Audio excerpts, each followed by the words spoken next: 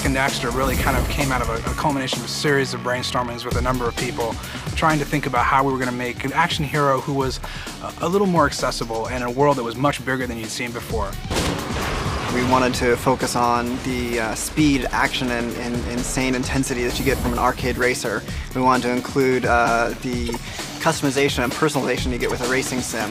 We wanted to have the over-the-top carnage and wreckage that you get from a vehicular combat game, and then we wanted to tie that all up in the Jak and Daxter universe. That's Jak X. We've got an amazing team of animators who come from all over, both from the video games industry and from the feature film industry. They just do a mind-blowing job in bringing the characters to life. We hired a student right out of Pasadena Art Center for vehicle design. He was actually major in transport design. He had a choice of going to Detroit and designing real vehicles or coming to Naughty Dog and actually working on Jak X Combat Racing. Fortunately for us, he chose Naughty Dog and has just kicked out dozens of incredible vehicle designs.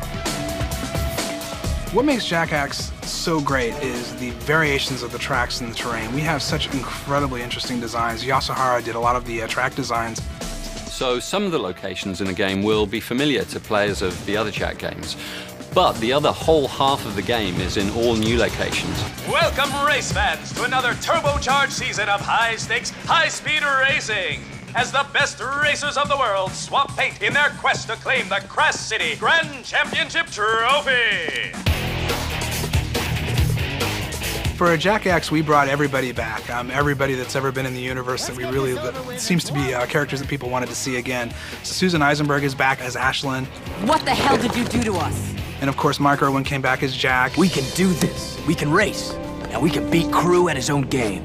And Max Casella, who's the voice of Daxter. Jak, next time you invite me to one of your little parties, don't!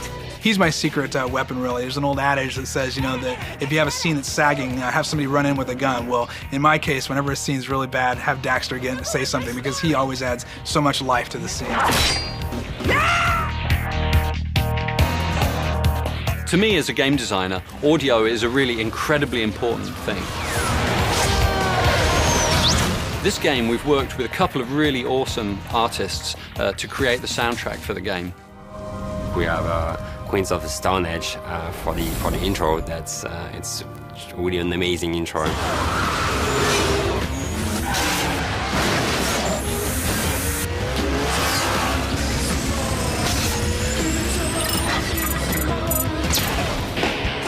Most of the game's soundtrack has been made by Mr. Billy Howardell.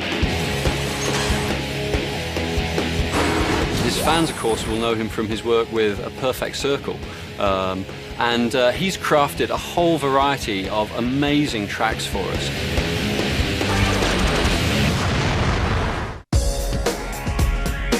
We allow 6 players to race against each other at the same time. You can wear a headset so that you can have an open channel and talk to all those people out there.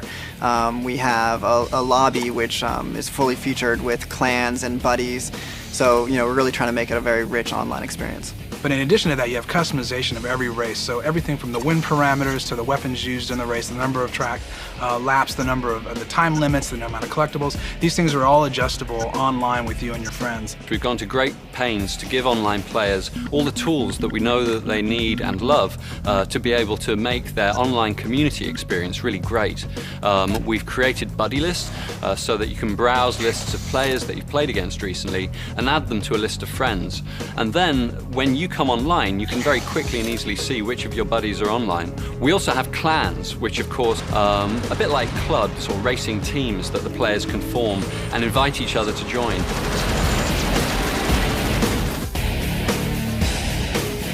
And you've got so many choices, not only in weapons, but in track types and in different types of opponents that you're playing. But this game is actually more about the fast action, intense speed that you would imagine from an arcade racer or a racing sim.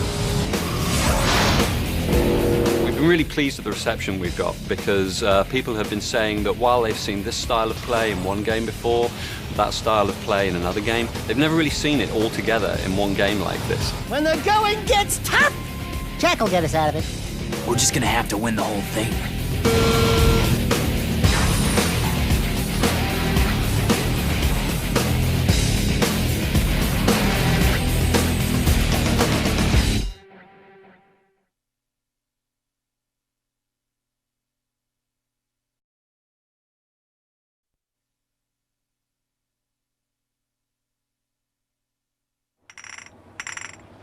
Warriors, come out to play. Only this time, don't forget your PlayStation 2.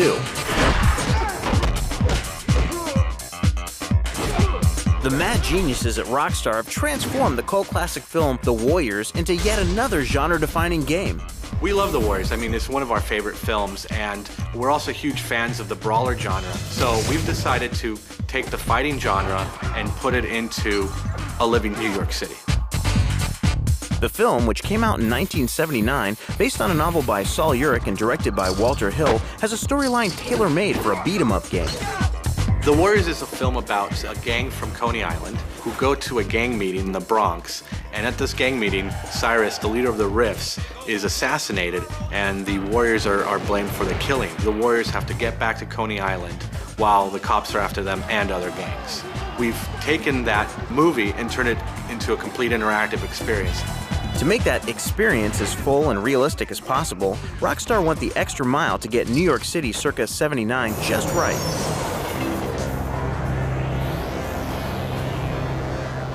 For the Warriors movies, one of the main characters was the environment. New York at night is a beast. Late 70s New York was a much different place than it is now. It was a lot darker, a lot grittier, a lot more dangerous at night.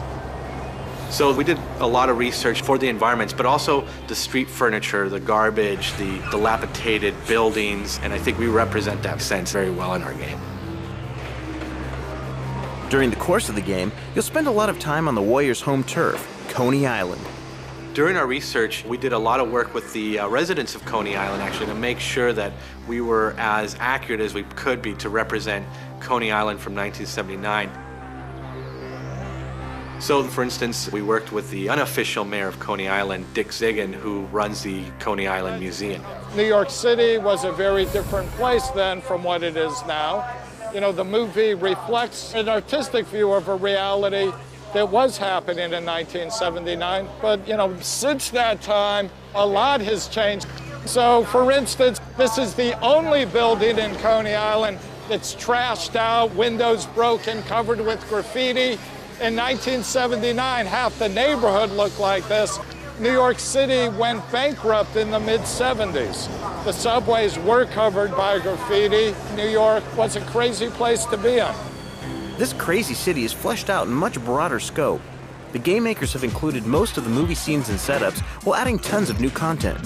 So everything that you see in the movie, you're going to get to play in our game. Plus, we've added more to our title because the movie's only 90 minutes long, and our game's going to offer 20+ hours of gameplay. So we aren't just living one night with the Warriors like you do in the film. This takes place over a whole summer, leading up to the events of the film.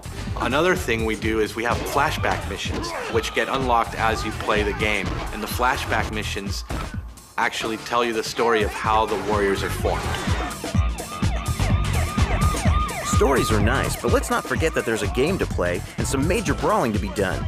And so many ways to do it. Since, you know, there is a strong narrative to the Warriors, we do have a storyline that you do follow. But once you go into a mission, you can play the mission any way you want.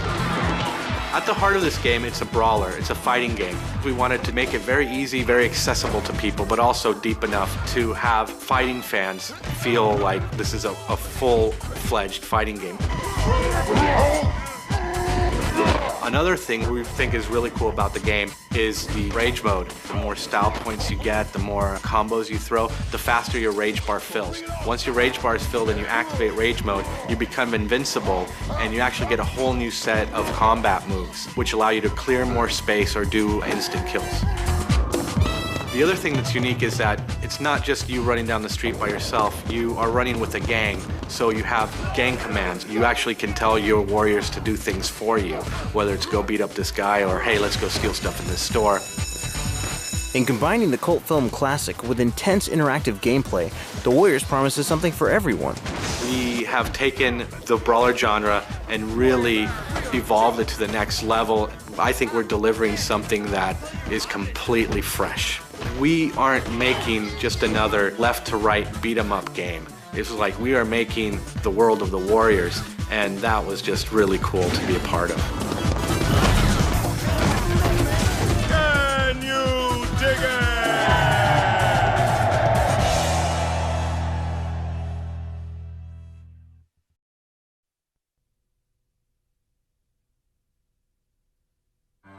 America, 1870. Where will to survive will take you a long way. You son of a... Don't kill us. You shot those folks in cold blood. I am Colton. Gun is my story. Rated M for mature.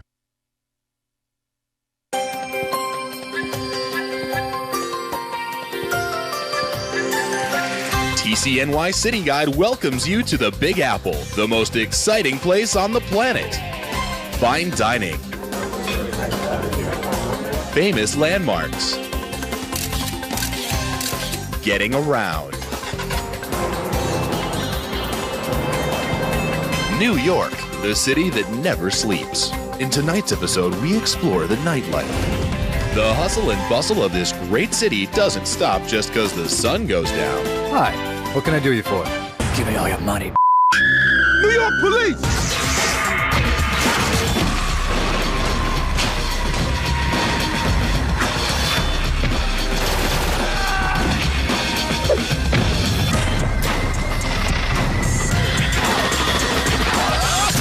Remember to bring a sweater so you don't catch a chill.